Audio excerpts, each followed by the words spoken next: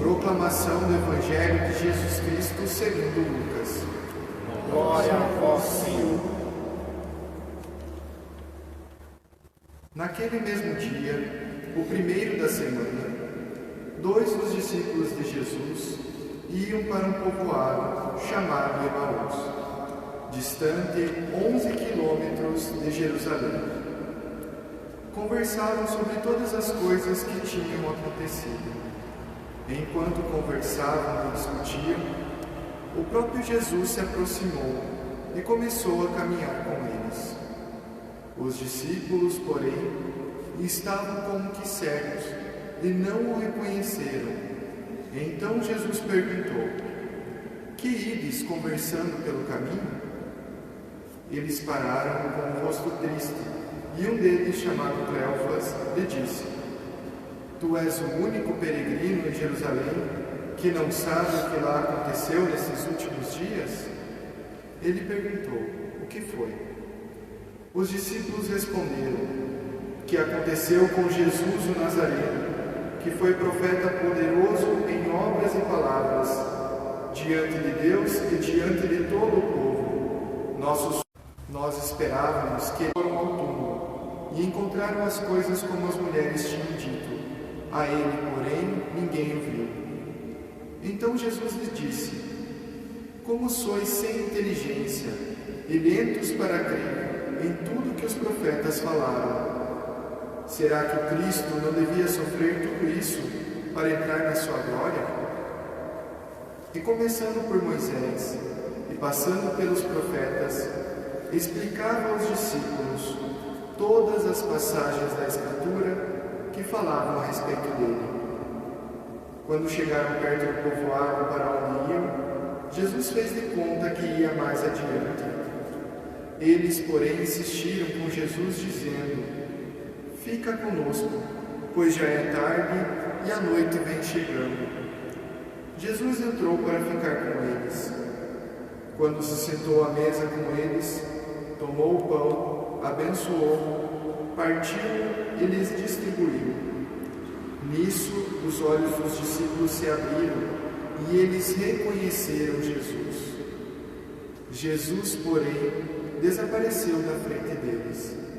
Então, um disse para o outro: Não estava ardendo o nosso coração quando ele nos falava pelo caminho e nos explicava as Escrituras? Naquela mesma hora, eles se levantaram e voltaram para Jerusalém, onde encontraram os 11 reunidos com os outros. E estes confirmaram: realmente o Senhor ressuscitou e apareceu a Simão. Então, os dois contaram o que tinha acontecido no caminho e como tinham reconhecido Jesus ao partir o pão. Palavra da salvação. Glória a vós, Senhor.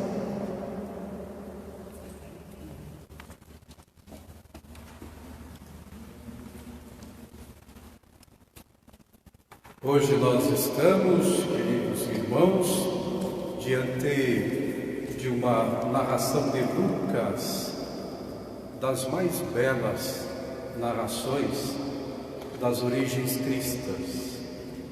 Os outros evangelhos não trazem esta brilhante narração. É Lucas, que vem depois da geração dos apóstolos, é que, pesquisando, encontrou esta peça. Não foi ele que compôs no sentido simbólico, apenas para representar a cada um de nós, não. Mas ele percebeu como este episódio dos discípulos de Emaús, quase que esquecido pelos outros evangelistas, traz uma realidade histórica recorrente na vida da igreja.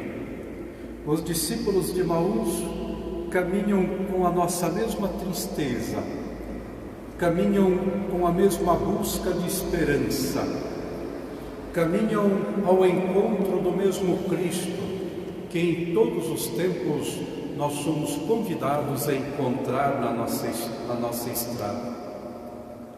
Tão esquecida estava esta peça histórica da tradição cristã, já reelaborada antes de Lucas, ou pelo menos numa tradição oral, que até o nome de um dos discípulos caiu. Não é Cleofas, e o outro? Como se chama?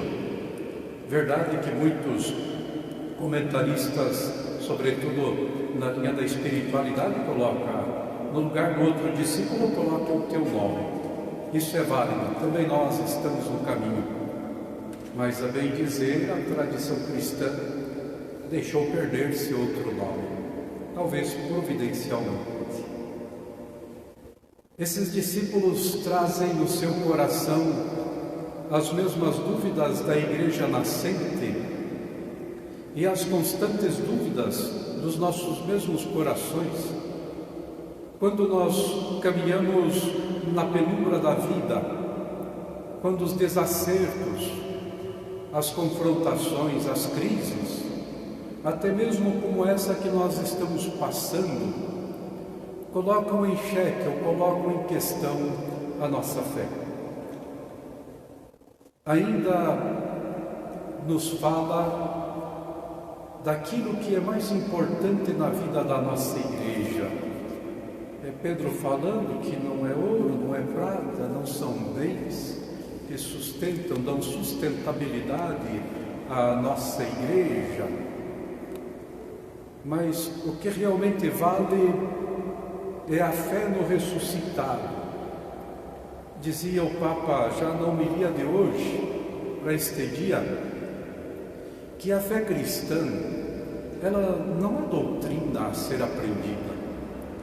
A fé cristã é a proposta de um encontro, de um caminhar insistente, um caminhar constante, até que nós percebamos que não estamos caminhando sozinhos.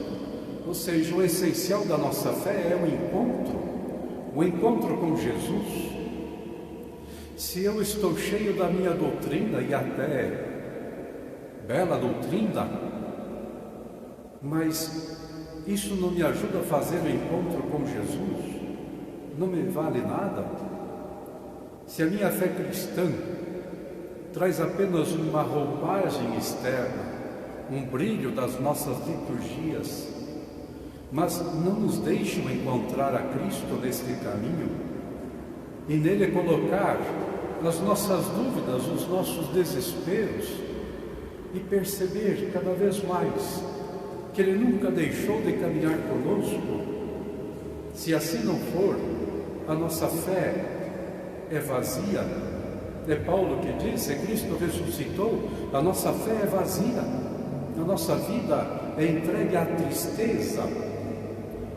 Então nós temos essa mais bela história de viagem contada em todas as Sagradas Escrituras. E olha que as Sagradas Escrituras começam com viagens, a viagem de Abrão, uma viagem de fé, contra toda esperança, diz o nosso Hebreus.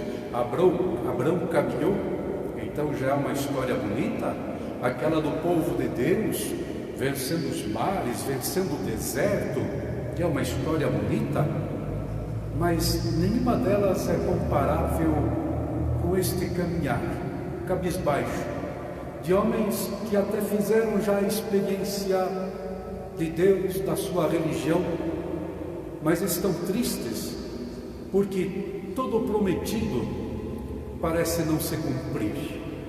as esperanças parecem desmentidas e a fé, uma teimosia simplesmente em apostar naquele que já nos abandonou. E és o único peregrino que não sabe as coisas que nos acontecem?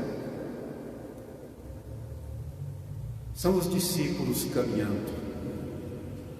Lucas é brilhante no uso das palavras, apenas que depois na tradução nós não conseguimos ser tão brilhantes.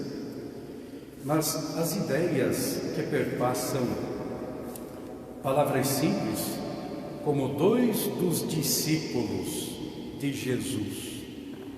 Apenas se nomeia dois dos discípulos, dentre os discípulos. Não, Lucas está usando uma expressão que diz um divórcio, um afastamento, um destaque.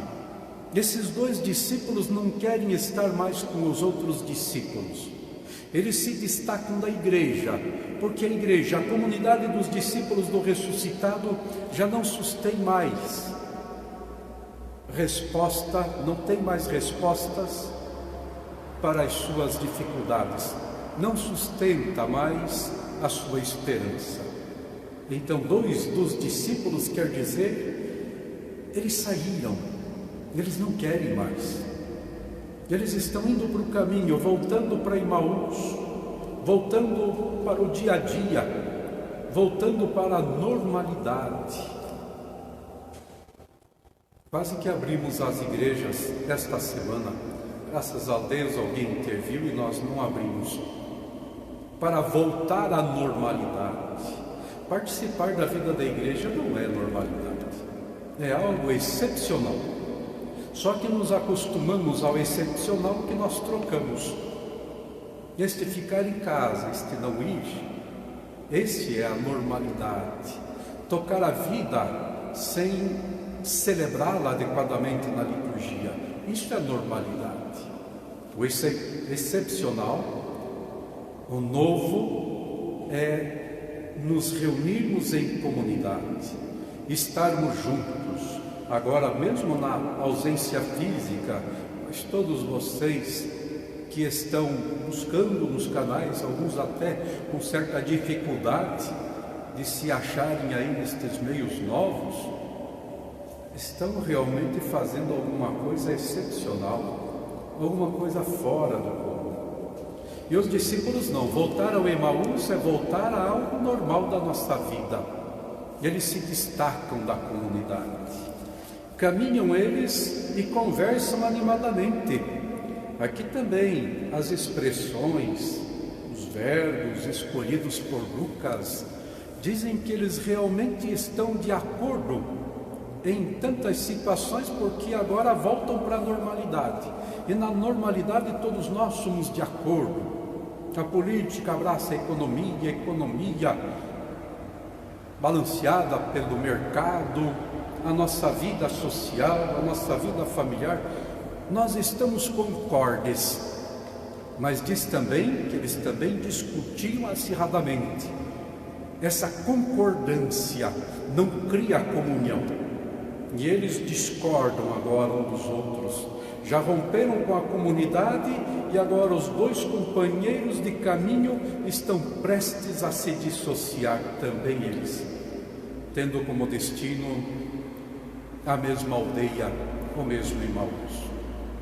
É neste momento de rupturas, é neste momento de abandono, é neste momento de aventurar-se a alguma coisa que realmente sacia a fome do nosso coração, é que eles não percebem quem é, mas percebem que alguém os acompanha passo a passo, lento, constante. Mas por que não diz nada? Por que não fala nada? Por que não entra nos assuntos tão normais, tão corriqueiros da nossa vida? Esse que caminha conosco.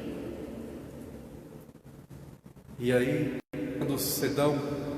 quando se percebem desta presença, então o peregrino pergunta: Mas o que discutir pelo caminho?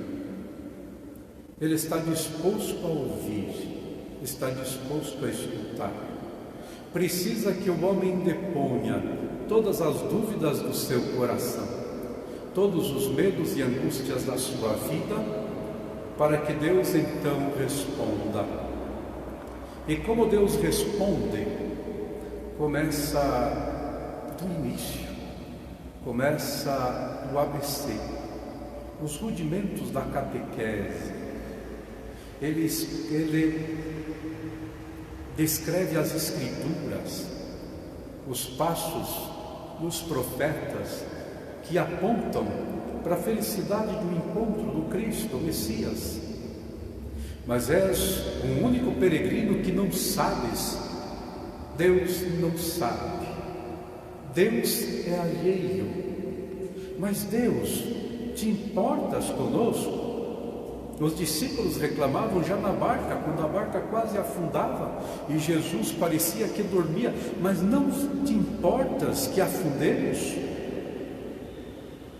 És o único peregrino que não sabe. Mas Deus está ciente daquilo que está acontecendo com o mundo.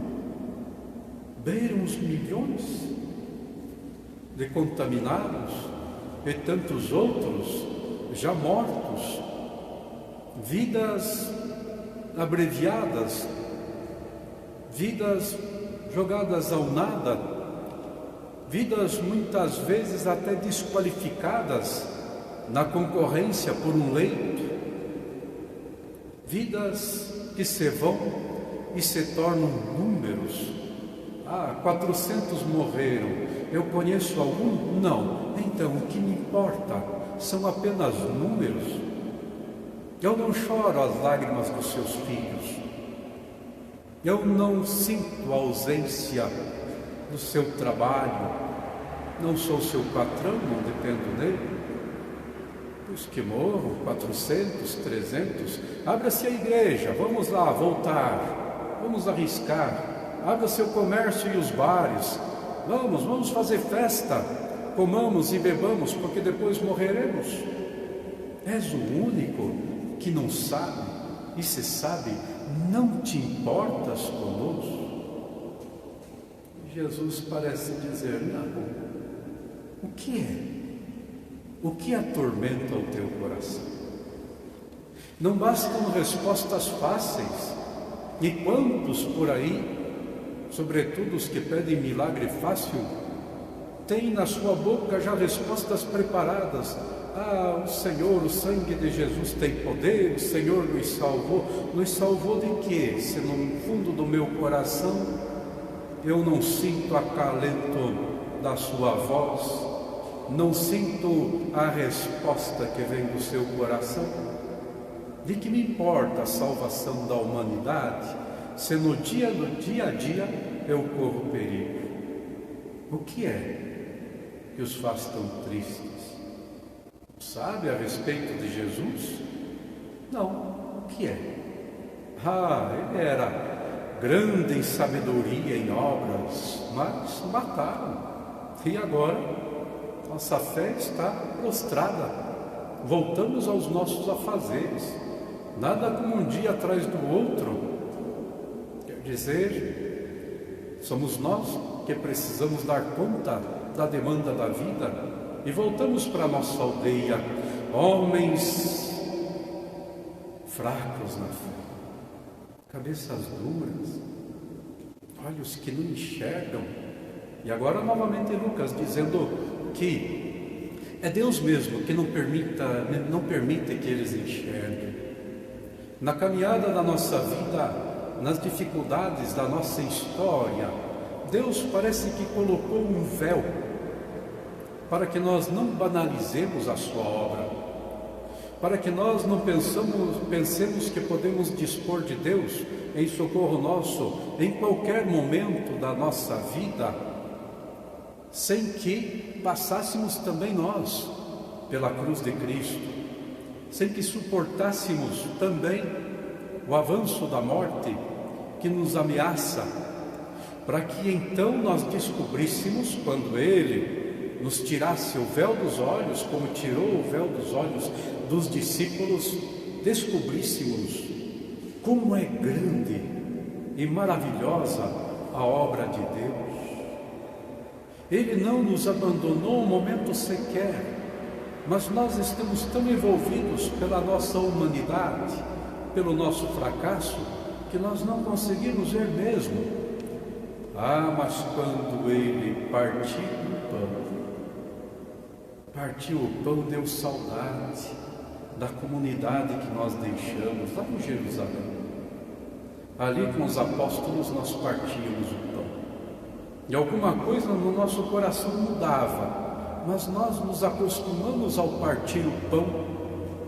E agora que nos falta no caminho, quando Ele mesmo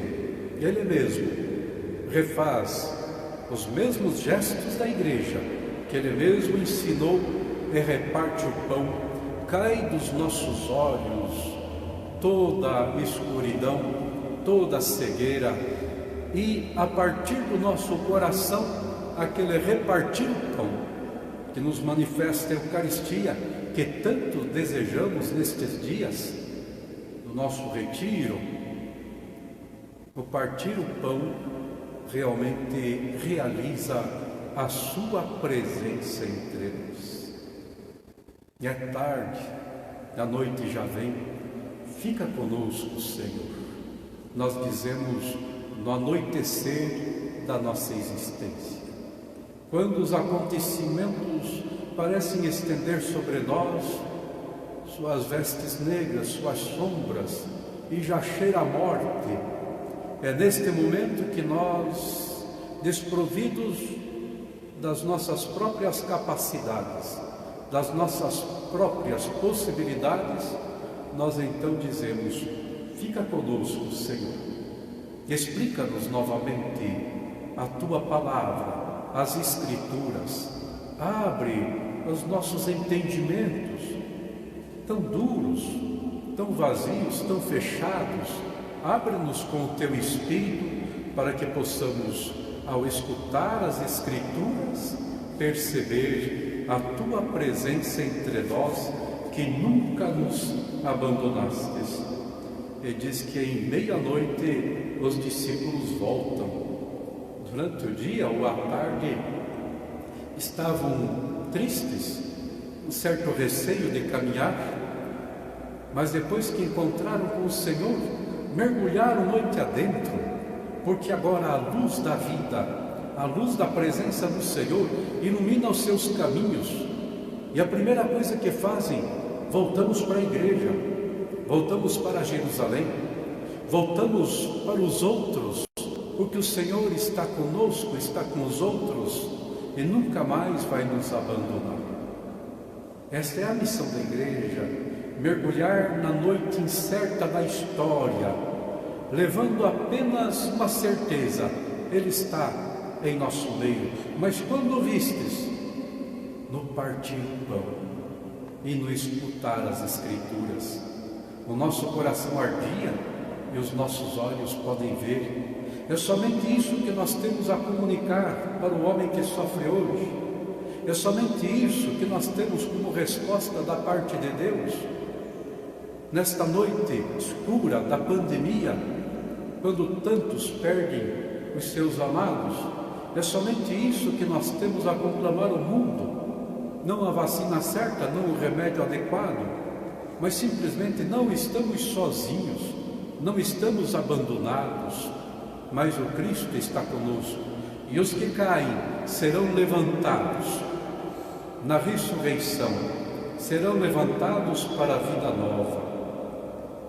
Ainda hoje, lá em Jerusalém, a 12 quilômetros apenas, o caminho de Emaús, se encontra esta aldeia hoje chamada em árabe El Kubeib.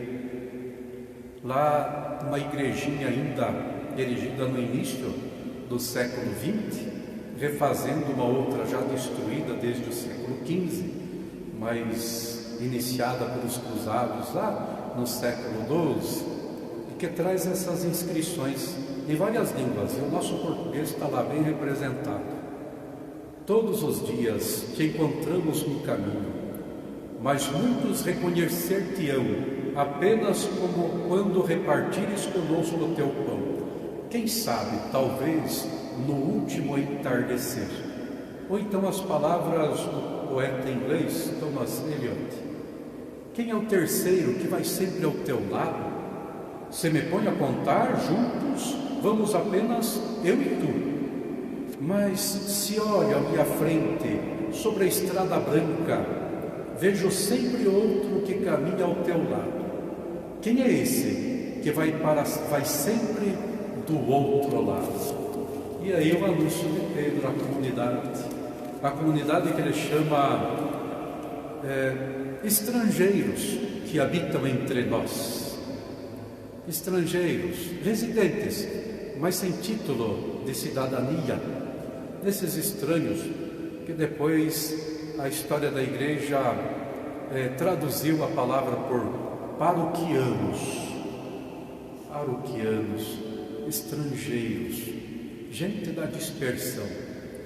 Eles estão neste mundo, mas não pedem título de cidadania, porque pertencem a outra pátria. A esses Pedro então responde: quem é esse que vai do outro lado?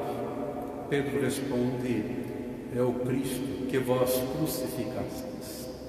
É o Cristo que vós crucificastes, mas que Deus ressuscitou dos túmulos, porque não é possível que a morte possa retê-lo para sempre. Creio